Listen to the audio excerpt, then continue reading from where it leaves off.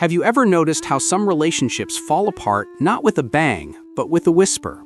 Not with dramatic arguments, but with tiny shifts so subtle you almost miss them entirely. We focus on the big moments, but we ignore the quiet patterns happening in the spaces between. The way someone responds when you're excited, the split second of hesitation before they touch you, the particular silence that fills the room when you share good news. These aren't random occurrences, they're a language, and most of us never learn to read it until it's too late. So here's the question. What are the tiny behaviors you've been overlooking that are actually screaming the truth about your connection? You come home excited about a promotion, a creative idea, or something funny that happened. You share it with your partner. They say the right words, "That's great," or "I'm happy for you." But something feels off. The words are there, but the energy isn't. Maybe they kept scrolling on their phone. Maybe their eyes didn't light up. And you tell yourself you're overthinking it. But here's what's fascinating. You're not. Research from Dr. John Gottman shows that how partners respond to each other's good news is one of the most powerful predictors of relationship longevity, more powerful than how they handle conflict. Because enthusiasm can't be faked, not really. Let's talk about the quality of silence. There's comfortable silence, where two people can exist in the same space and feel connected. Then there's the other kind, the silence that feels like a wall. You're sitting together, but you can feel the distance, and when you try to bridge the gap, you feel yourself working harder than you should have to. Here's what's really happening. You're experiencing what researchers call emotional unavailability, a slight lean away when you sit together, answering with one word less than they used to, taking just a fraction longer to respond to texts. And here's the thing, if you point it out, it sounds absurd. But silence is not emptiness, it's a form of control. And your body knows this even when your mind tries to rationalize it away. Have you ever noticed how people in love unconsciously copy each other?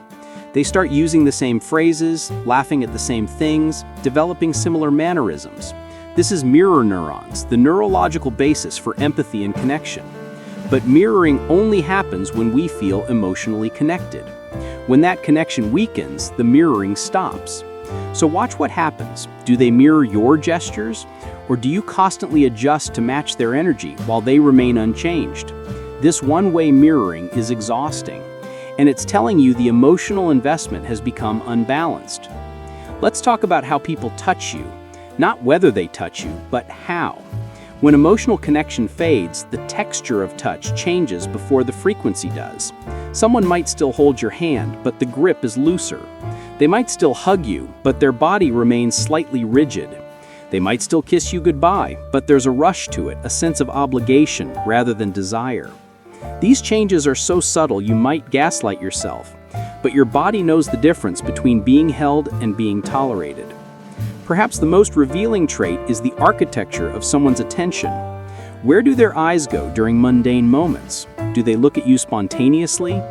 When you speak, do they turn toward you? Or keep scrolling, keep watching TV, keep their attention divided? Attention is the currency of love, not time, attention. It's not the vacation you take once a year that determines your relationship's health. It's the 30 seconds when they look up from their phone to really see you. These micro-moments accumulate, they build trust or erode it. You can't force someone to pay attention. When someone loves you, their attention finds you naturally. When they're disconnecting, it consistently goes elsewhere. Now we need to talk about inconsistency. When someone's behavior becomes unpredictable, when they're warm one day and distant the next, that's not complexity. That inconsistency is communication. Psychologically, this creates intermittent reinforcement, the same mechanism that makes gambling addictive. The unpredictability creates a desperate hunger for the good moments, making you work harder and tolerate more. In healthy relationships, there's a baseline of consistency. When that baseline becomes erratic, you're not in a relationship, you're in an emotional lottery. Your body keeps score. The anxiety you feel before seeing them, the way you monitor their mood before speaking, that's not love, that's survival mode. Let's talk about small promises. I'll call you later. Let's do that this weekend. Do they remember without being reminded? Because keeping a small promise requires that you were thinking about the other person in their absence. When someone consistently forgets these commitments, they're revealing the space you occupy in their mind. You're not at the forefront. And when you point this out, it sounds petty, but you're not reacting to one forgotten call. You're reacting to the pattern, to the accumulation of tiny erasures that make you feel unseen. Pay attention to how your partner talks about you when you're not there. Do they speak with warmth and pride? Or do you notice flatness? Or worse, do they make you the punchline of jokes? How we narrate our relationships reflects and shapes how we feel about them. People who are truly connected tell rich stories. People who are disconnecting tell thin stories that subtly undermine their partner.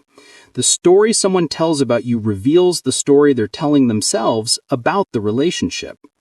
Here's something surprising: whether your partner celebrates your growth or subtly resists it. When you learn something new or make a change, how do they respond? Are they supportive? Or do you notice jokes that undercut your enthusiasm, skepticism about your interests, a preference for you to stay exactly as you were? True love celebrates expansion. Controlling love wants you to stay small, predictable, contained. A relationship that requires you to stay small isn't a relationship. It's a cage you've decorated to look like home. So maybe right now you're realizing you've been noticing these signs all along, but dismissing them. Here's what I want you to hear. Your instincts are not paranoia. That feeling in your gut, that's not you being too sensitive. That's wisdom. That's your body reading signals your mind wants to deny. These traits are rarely noticed, not because they're too subtle to see, but because they're too painful to acknowledge. We ignore them because seeing them would require difficult choices, but not ignoring them doesn't make them less real. Noticing these patterns is about honoring your own experience. It's about trusting that your needs for attention, consistency, warmth, and genuine connection aren't excessive. They're essential. You deserve someone whose small gestures match their grand declarations. Someone whose attention finds you naturally. Someone who speaks of you kindly and celebrates who you're becoming. You deserve someone whose love is legible, not just in the big moments, but in the quiet ones. The truth is hiding in plain sight, in the small moments you've been trained to overlook. Maybe that's the real dark psychology insight. The most powerful form of control isn't what someone does to you, it's what they train you to ignore. But you're not ignoring it anymore. You're finally seeing. And seeing is the first step towards choosing differently. Thanks for watching. Sometimes the bravest thing we do is trust what we notice. Take care of yourself.